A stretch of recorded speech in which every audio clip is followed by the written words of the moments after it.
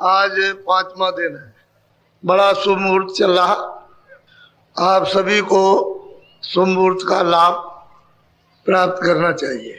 बहुत सावधानी से अपने को चलने की जरूरत है कि जो भी चीज यहाँ पर मिले वो गिर ना जाए। उसको संभाल के रखोगे विवेक विचार से, तब तो तुम्हारे काम और तुम्हारी है। और कहीं जल्दबाजी तुमने की और गिर गई तो फिर मिलना बड़ा मुश्किल है। इसमें बहुत से लोग ये 2 महीने 1 महीना ये चले जाएंगे, संसार में नहीं रहेंगे, यानी उनका समय पूरा हो जाएगा। कहने का मतलब ये उनकी आयु पूरी हो जाएगी। सौसों की पूंजी तो मैं इनको ये बताए देता हूं कि वो लोग मेरी बात को हमेशा याद रखेंगे। जब ऐसी घटना आप पर होने वाली हो, जितने लोग यहाँ हैं, जो भी सुन रहे हैं या जिन्होंने सुन लिया है वो बाहर भी हैं, अभी आने वाले हैं या चले गए। जिन्होंने सुन लिया, इतनी बात हमारी याद रखो, मैं आपका पक्का सेवक हूं। मुझे बिल्कुल पक्का सेवक समझिए आप, और कोई चीज मत समझिए। मैं सेवक हूं आपका और पूरे तहे यानी वास्तविकता सत्यता से सेवा करना चाहता हूं। तो जब ऐसा समय आ जाए, जाने का समय, तो आपके बाल बच्चे, आपके घर वाले, रिश्तेदार, ये वो, आप पहले तो सबको बुला लेना। उनको याद करना कि भाई तुम हमारे काम आओ, हम तो हमेशा तुम्हारे काम आते रहे, तो हमारी मदद कर दो इसमें से। क्योंकि उस समय पर इतनी पीड़ा, इतना दर्द, इतना दुख होता है कि जो किताबें लिख नहीं सकती। महात्माओं ने अपना कलम बंद कर दिया कि ये बयान नहीं हो सकता। उस समय पर जब जाने का वक्त हो तो वो तो पहले ही ये काम करते हैं, उनको तो देर क्या लगती है। जैसे हुकुम कागज मिला, उसमें से फटा और उन्होंने कहा कि ले जाओ और जल्दी जाके मकान खाली कराओ, तो दौड़ पड़ेंगे। तो वो तो बड़े जालिम और क्रूर, निर्दयी, उनको जरा भी नाम मात्र की दया नहीं। इतने मतलब क्रूर, इतने काले और भयंकर और डरावने कि बस फौरन आकर के वो आपका मतलब है नाम लेंगे और एकदम उनका नाम लेते ही और उनको आवाज देते ही आप बिल्कुल वही मूर्छा हो जाएगी। तुरंत, इतनी देर भी नहीं लगेगी। ऐसे जैसे बिजली का बटन खोलते हो, उससे भी कम इतने समय में आपके ऊपर पहुंच जाएंगे और सट से आपको दबा लेंगे। बस न देखना है, न सुनना, न बोलना, न समझना, कुछ नहीं, सब रास्ते काट देंगे। उस समय पर फिर वो कहेंगे मालिक का हुक्म हो गया, मकान खाली। तो बहुत पीड़ा, बहुत ही पीड़ा अत्यंत, जैसे सागर का दुख टूट पड़ा। उस समय पर जब कोई आपकी बुलाना कि भाई कोई हमारी मदद कर दो, घर वाले, ये वो, भाई बंद, कुटुंब, परिवार, बच्चे, स्त्री, पुरुष, या और कोई हो, देवी और देवता, सबको याद करना आप कि भाई मतलब है कि हम सबको याद करते हैं, इस मुसीबत में हमारी मदद करो, कोई ना आए। तो हमारी बात कितनी याद रखना, हमने आपको नामदान दिया, अब मुझे तो अपना काम करना है कि आपको नामदान दिया, उसकी तो लाज रखनी, लेकिन तुमको भी तो कुछ चाहिए कम से कम, कि इतना तो कम से कम करो कि जब मतलब यह है कि जब कोई ना आए मदद करने के लिए उस पीड़ा दर्द में और जाने का समय और सब लिए जा रहे हैं पकड़ करके, तो आप अंदर ही अंदर, बाहर से तो कुछ आवाज आएगी नहीं, न इधर देख सकते हो, न सुन सकते हो, न बोल सकते हो। तो अंदर ही अंदर याद रखना कि बाबा जी ने ये कहा था कि जब जाने का समय हो जाए और कोई मदद ना करे तो अंदर ही अंदर बोलना श्वास पर, जय गुरुदेव, जय। क्या बोलोगे? बस इतनी बात याद रखना। जब आप अंदर जय गुरुदेव बोलोगे तो मैं आपको मिलूंगा, मैं आपकी उस समय पर मदद करूंगा, सहायता। पहले उसको पीड़ा में आपके काम आऊंगा, जब कोई काम नहीं आएगा तो मैं आपके काम आऊंगा, मैं मदद करूंगा, आप उसको। लेकिन इतना तो याद रखो, क्योंकि जय गुरुदेव नाम मेरा तो है नहीं, जय गुरुदेव नाम तो उसका है। मैं प्रचारक जरूर हूं, मैं ही ने इस नाम का प्रचार किया और इस हिंदुस्तान में किसी ने इस नाम का प्रचार नहीं किया। और मैंने सदा बताया आपको कि भाई ये किसी आदमी का नाम, मेरा किसी आदमी का नाम नहीं है, उस प्रभु का नाम। तो आपको इसमें संदेह की क्या जरूरत है? आपको उसका नाम लेना, मैं आपको मिलूंगा, मैं आपकी मदद करूंगा उस समय पर। और उस समय पर तो मैं आपकी संभाल करूंगा आपको, क्योंकि मैंने आपको नामदान दिया। और आप इतना नहीं लोगे तो फिर बताइए, फिर आपने क्या किया? नामदान का तो कोई उपयोग हुआ नहीं, तो फिर आपके लिए तो बड़ी मुसीबत। तो ऐसा क्यों नहीं, याद रखो। इसलिए कहते हैं कि भाई उसको अच्छी तरह से तुम अपने अंदर बसा लो। जब कोई भी बस जाए तो पर जल्दी काम हो जाता है, फिर दिक्कत नहीं है। और तुम ये देखना मतलब ये नहीं, जब मतलब कभी दूसरी घटना आ जाए और उस समय पर आप गिर जाओ, मूर्छा आ जाए उस समय, तो आपको तो मालूम नहीं कि किस तरह के छोड़ के भाग जाते हैं। वो सब छोड़ के भाग जाएंगे, जो लेने के लिए आएंगे छोड़ के भाग खड़े होंगे। तो आपको क्या परेशानी, इतनी तो याद करना। ये मौके पर कम से कम याद रखो, जब ऐसी घड़ी आ जाए तो याद कर लो उसमें क्या मालिक के नाम दो। अब उसके नाम से मुझे मतलब ये है कि आपकी मदद करनी है, इसमें कौन सी बुरी बात है। अरे अभी जाओगे मतलब यह है कि जाने वाले हो, किसी का कुछ समय किसी का कुछ समय। अगर मैं किसी से कह दूं कि भाई ये चला जाएगा, तब तो आप रात को मतलब यह है कि बिल्कुल एकदम गिर जाओगे कि अब तो बड़ी मुसीबत आ गई, मैं चला जाऊंगा। तो इसमें मतलब बड़े विद्वानों के धनीमानों के होश उड़ जाते हैं। ये तो ऐसे किसी से नहीं कहा जाता कि तुम चले जाओगे, वो मतलब ये ठीक नहीं। लेकिन अब ये बताना जरूरी है कि भाई ऐसा वक्त आ जाएगा तो आपको ये काम करना चाहिए, मोटी बात हो। तो मैं कुछ जरूरी बातें, तभी तो मैंने ऐलान किया कि आप लोग अपने अपने टेंटों में यानी 2 आदमी रख लो, जो डेरे लगे सामान रखवाली के लिए सब निकल आओ। अब जिस जरूरी चीजें हैं जो आपके हित की हैं, आपके लाभ की, उनके सुनने के लिए, समझने के लिए नहीं आओगे तो कैसे काम तुम वहां बैठे रहोगे। जब कभी दवा किसी से लो डॉक्टर से, तो ये थोड़ी कि वहां बीमार पड़ा हो दवा यहीं से दे देगा या यहीं से सुई लगा देगा, ऐसा नहीं। उसके पास जाओगे और जाकर के देखेगा तो मतलब एक दवा बना के देगा। जो भी इंजेक्शन लगाए, कुछ भी करे, इस तरह से सामने आना चाहिए, दृष्टि के सामने। जब सामने आओगे तुम उनको देखोगे, वो आपको देखेंगे, तो इंजेक्शन का काम होगा। अब तुम यहाँ हो ही नहीं तो कैसे काम होगा। तो ये बड़ी महत्व चीज है। अब आप इसको नहीं समझ पाते हो क्योंकि तुम भूले भटके हो बेचारे सब। तो सबको मौका मिल रहा, ये अवसर, ये दृश्य देखो। जितने भी यहाँ इलाहाबाद में जिन्होंने जन्म लिया होगा, 100 वर्षों से ये दृश्य नहीं देखा। अपने दिल पर हाथ रख करके देखो, आप इस बार सोचो कि ये दृश्य जो है, ये जो बैठे हुए सुन रहे, ऐसा आपने, चाहे वो कितने भी बड़े से बड़े लोग आ गए हों, लेकिन कभी आपने ये दृश्य नहीं देखा जो आपके समझ। ये तो अच्छी चीज है, ये तो आपकी सनातन है। कोई मैं तो मतलब ये नहीं कह रहा हूं कि आपकी नहीं है, ये तो सनातन चीज पहले ऐसे ही था। अब आपने उसका परित्याग कर दिया और बस ये मतलब ये कि हो गया। अब देखो आपके सामने, इसलिए मैं पहले से बोलने लगा हूं, मेरा समय होने जा रहा। तो आप जब नियम बनाते हो कि भाई जनता को इस तरह से चलना, जैसे स्कूल है, जैसे कर्मचारी अधिकारी एक नियम बना देते, जैसे हमारा आपने नियम बनाया, जजों ने तो नियम बनाया नहीं, उन्होंने तो कोई विधान बनाया नहीं, आपने विधान बनाया कि भाई देखो इसके विधान के तहत सब लोगों को चलना। और उस पर मतलब है कि सबका हस्ताक्षर हो गया, बड़े बड़े लोगों का, जिनको आपने जिम्मेदारी दी है कि भाई आप देख करके इसको देख लीजिए, इस पर दस्तखत करना है, तो सारे देश में मान्य हो जाएगा। तो जब आपने विधान बना दिया तो आपको उस विधान का पालन करना चाहिए। जैसे आपको सुप्रीम कोर्ट, या मतलब यह है कि आपके हाई कोर्ट, या आपके मतलब यह है कि डिस्ट्रिक्ट कोर्ट जो आपके हैं, उनमें मतलब यह है कि आप मान सम्मान, इज्जत, ये तो होनी चाहिए। जब आप उसको करोगे तो आपको लोग करेंगे, ये तो होना चाहिए। नहीं तो फिर मतलब है कानून कायदा और मतलब है कि मान सम्मान और फिर से एक दूसरे की सेवा का तो कुछ नहीं रहेगा। तो सब लोगों को अपनी अपनी जिम्मेदारी यानी पकड़ लेना चाहिए, ठीक हो जाए।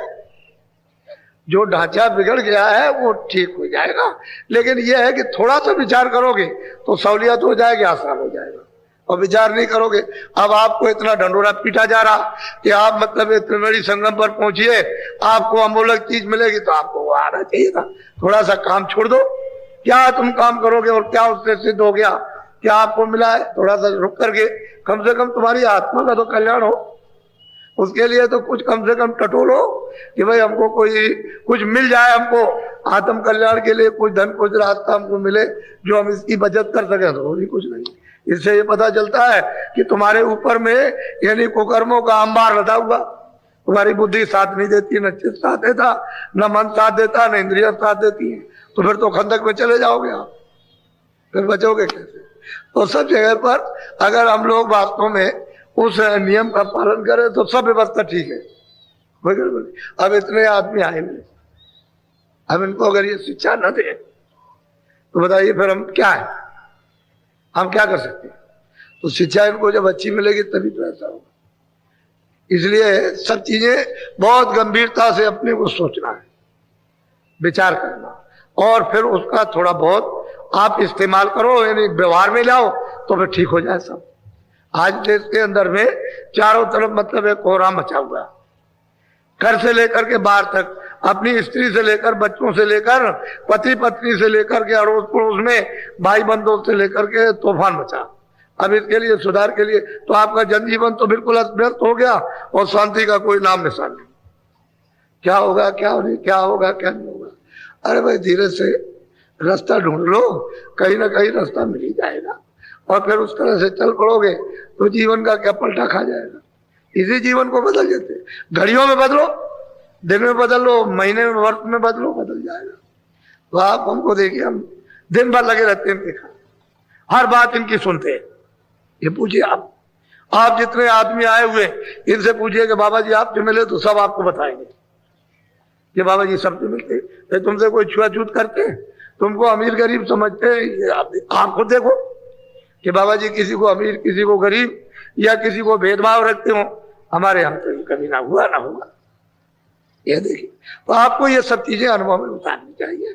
वैसे मैं भी आपकी तरह से एक हार मात में रहने वाला एक मनुष्य हूँ, जैसे आप थक जाते हो वैसे मैं भी सकता हूँ, इतनी मेहनत करते हो, ये सब पैर सूझ गए, लेकिन उसके बावजूद भी हम मतलब ये बराबर लगे हुए काम, यानी हमारे पैर सूझ गए। आप देखो इतनी मतलब मार पड़ती है तो ऐसे ऐसे करके मारा जाए ना तो मर जाएगा, खत्म हो जाएगा, ये हालत रहती है।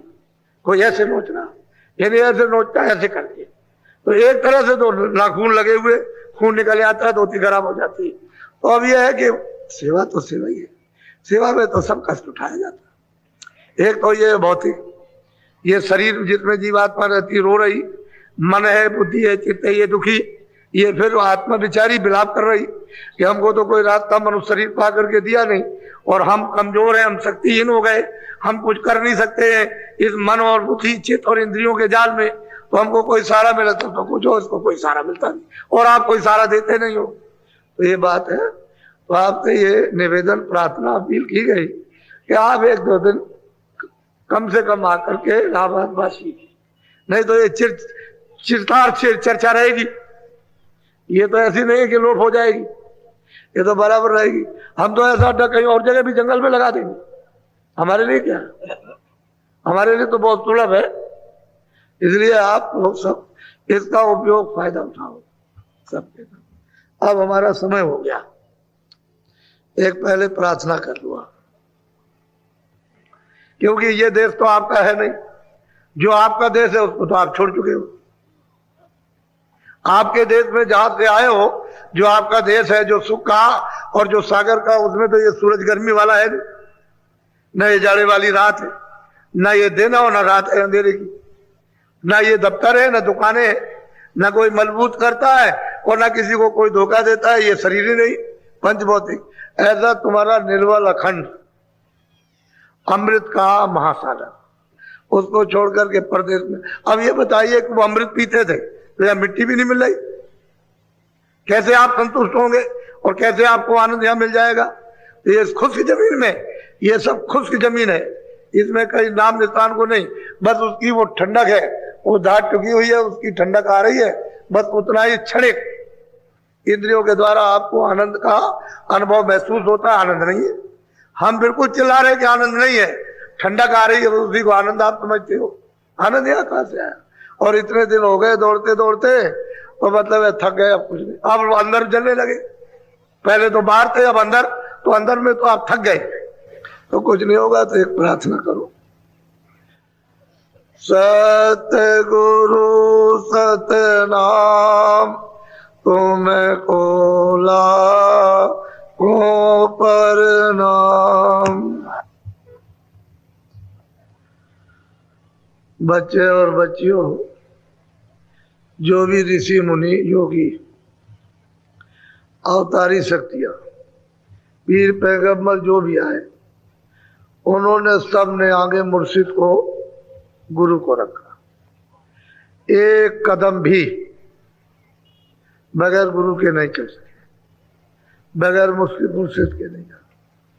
जब उनका ये इतिहास है तो आप क्यों उसको छोड़ते हो?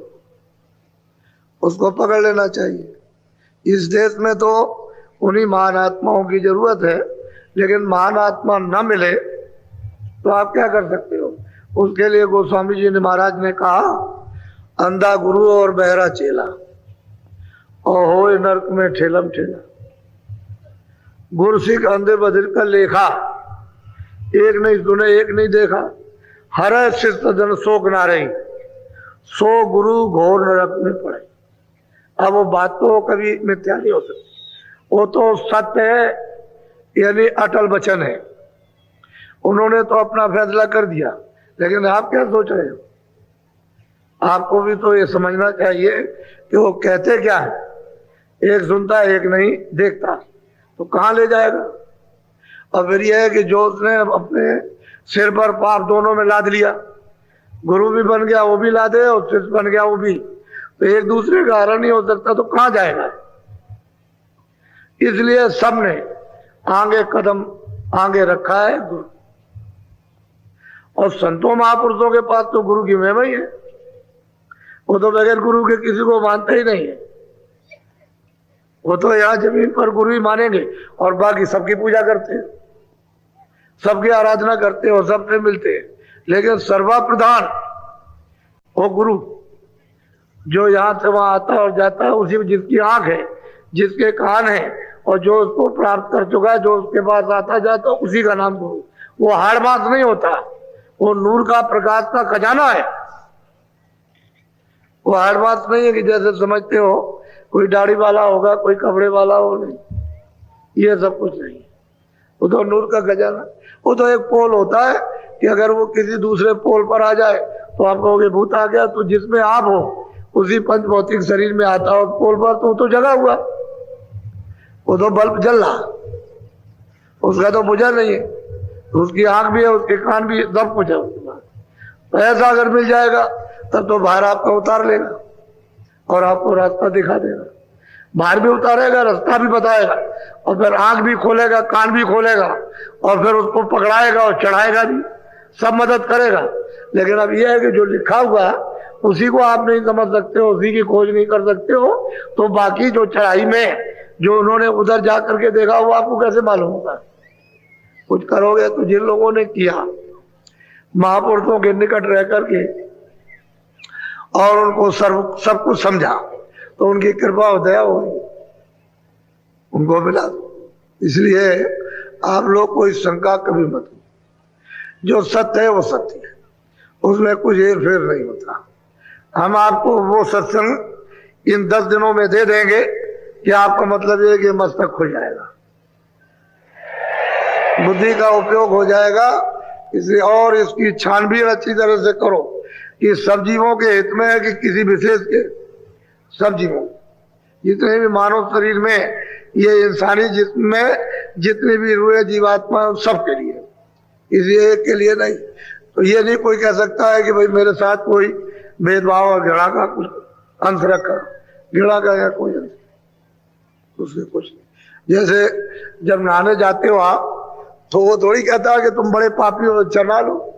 ऐसे ही महात्माओं के यहाँ महापुरुष जाते हो कुछ नहीं कहते, वो तो समुद्र के समान है, कोई ना। लेकिन तुम नहा करके अपना धो तो डालो कम से कम, तो धोते नहीं होते। इसलिए आप एक एक बात को आप अच्छी तरह से परखो, सुनो और समझने की कोशिश करो, और फिर जब थोड़ी बहुत समझ में आ जाए तो फिर कहोगे हम चलना चाहते हैं तो चलो जल्दी। जैसे ही आपकी रुचि बनी, इच्छा हुई कि अब मैं चलना चाहता हूँ अब उधर को, तो बदले जल्दी सात सामान तैयार हो जाए, क्योंकि तो सात सामान, क्योंकि जिस सात सामान को आप लाए थे आए थे तो छोड़ दिया उसको, ये बेकार पकड़ लिए। अब बेकार गए और सात सामान आपके हाथ में आए, बस चल पड़े आप, वो तो सब पकड़ा दिया जाएगा। नहीं अभी पकड़ाया जाए तो सब छोड़ दोगे, उसको तो मतलब गिरा दोगे, कैसे होगा। अच्छा बोलो, जरा सत्संग सुनो आप। सूरत पूछे एक बाता, स्वामी देव वेद विख्याता। कहते हैं कि स्वामी, वो यहाँ पूछती है सूरत स्वामी से, महापुरुषों से, हे स्वामी हमको जरा सब चीज का तो भेद बताइए।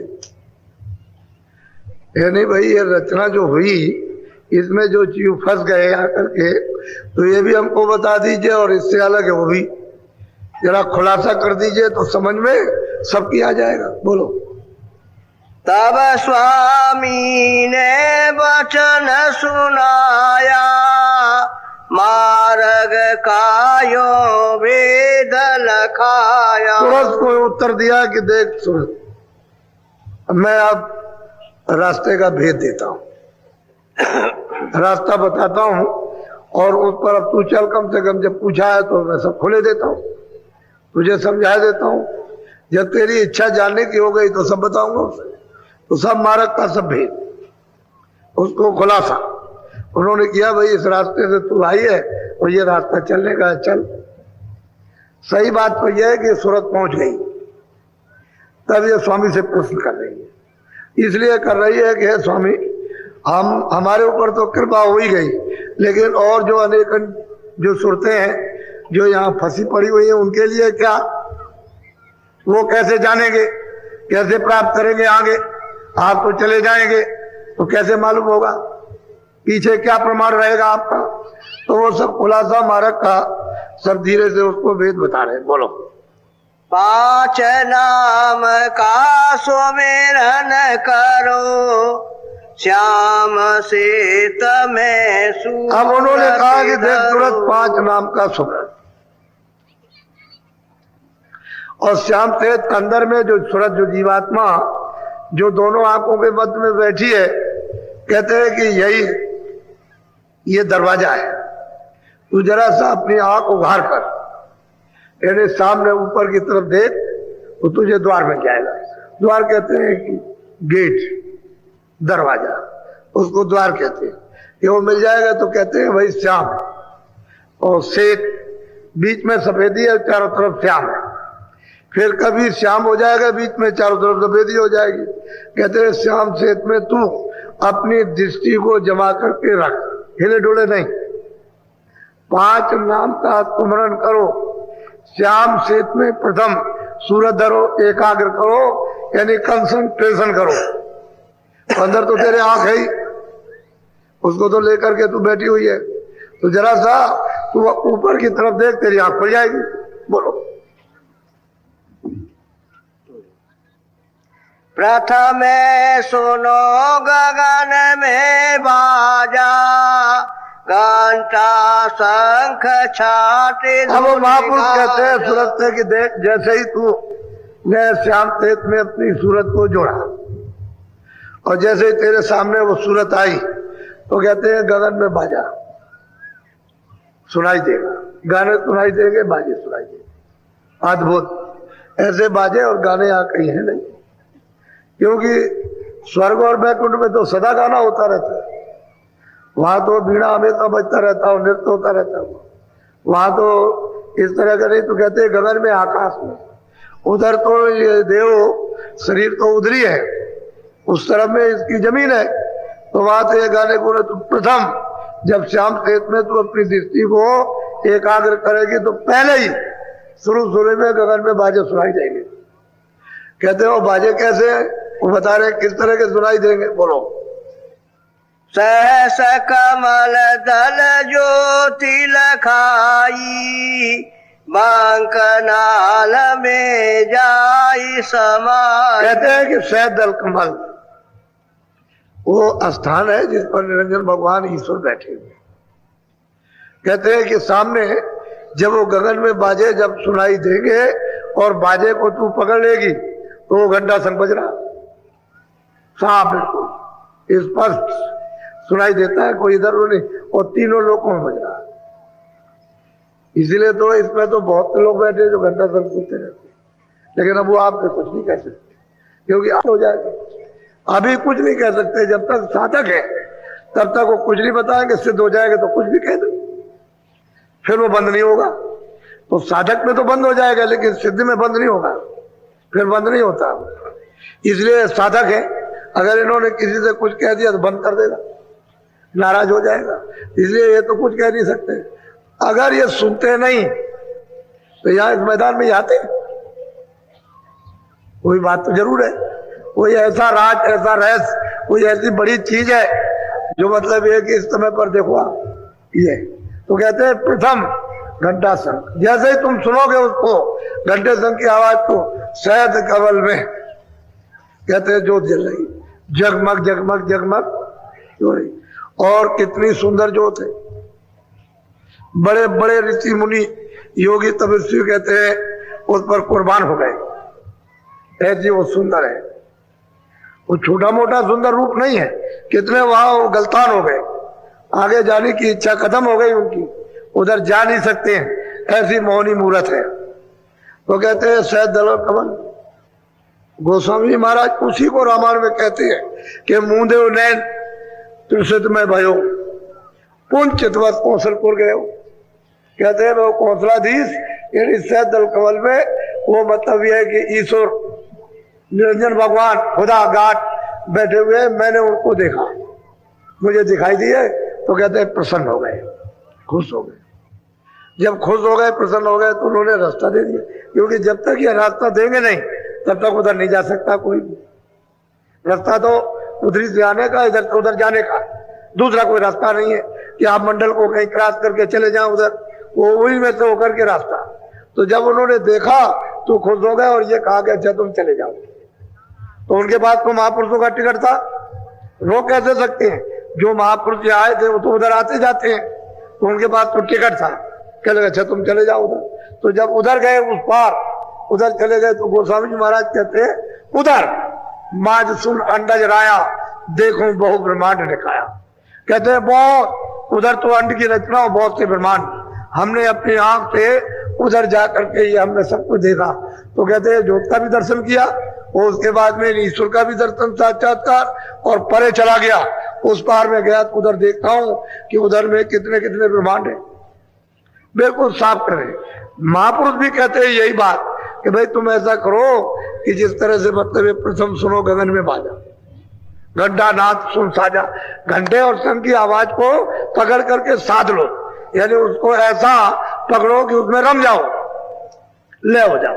बस जैसे ही ले होगे फट खींच लेगी, वो तो सूरत को फौरन खींचती है, यानी इस तरह से सरासर जाएगी कि कितने मतलब 1000 मील पार किए क्या पता चलेगा, सट से जाएगी, उधर से खींचती हुई सीधी शरीर से अलग हो जाती है। जैसे मृत्यु के वक्त में जीवात्मा इससे अलग होती है, वैसे ही साधक जब साधना करता है तो इससे अलग हो जाती है, वो अलग होकर के जाती है, उसको देखती है। तो कहते हैं प्रथम सुनो गगन में बाजा, घंटा शंख नाद सुन साजा, इसको साध लो अच्छी तरह से, पकड़ लो इतनी तरह से, तो आगे मतलब है ज्योत चल रही है। शहद दल कमल में वो निरंजन भगवान बैठे हुए, उनकी वो ज्योत चलती है, और निशान बता रहे हैं रास्ता, रास्ते का पूरा भेद उस सूरत को खोल रहे हैं कि देख सूरत ऐसे चलना है, ऐसे जाना है, और ये चीज रास्ते में मिले। बीच में तो रचना सब छूट गई, जो बीच में रचना है बेशुमार।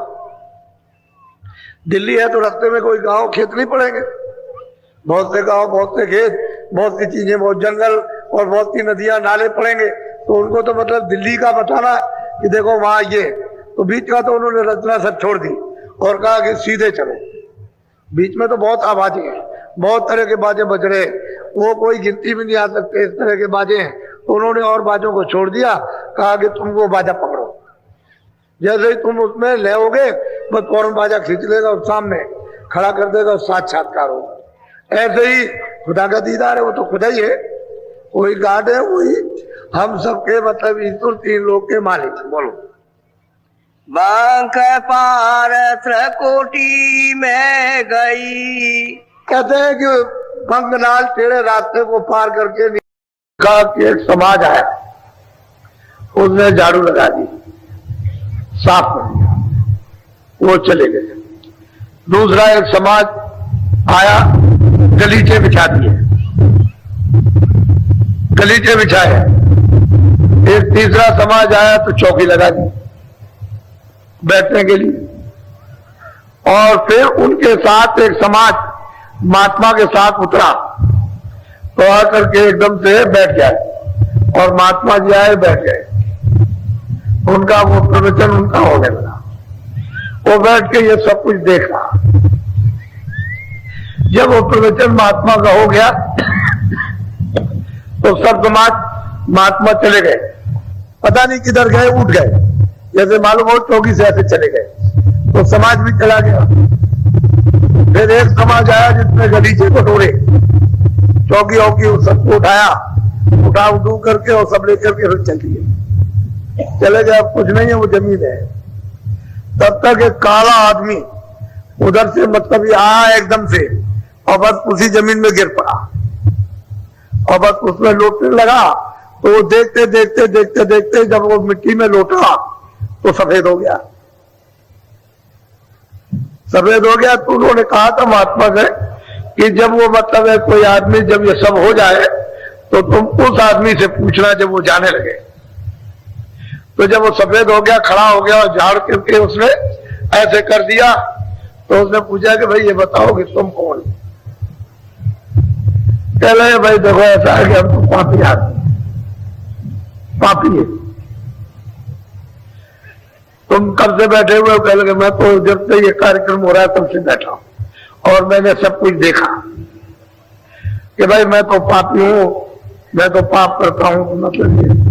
लेकिन मुझको ये मालूम हो गया है कि यह महात्मा, पूर्ण महात्मा यहाँ आते उनका सत्संग होता तो मुझे मालूम है, पता हो गया है कि उनकी रज बहुत पावन और पवित्र होती है। तो मैं इसमें आकर के लौट गया और खूब रज से स्नान कर लिया। तो मैं बिल्कुल एकदम से ठीक हो गया, मेरे पाप में। वो कहने लगा कि भाई मैंने तो न सत्संग सुना, न मैंने महात्मा की सेवा की, न उसके दर्शन किए, मैं तो जैसा कहते ऐसे ही रह गया। और इसने सत्संग भी नहीं सुना और दर्शन भी नहीं किए। ये कहता है कि बस हमको इतना ही मालूम है कि महात्मा के वहां पग पड़ते हैं और वो जो भूमि है, जो रज है बहुत पवित्र है, उसके लौटने से सब पाप था। सही बात तो यही है, सच्ची बात इसी है।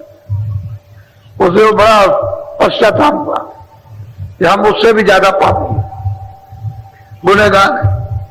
तो असल में चीज है कि महात्माओं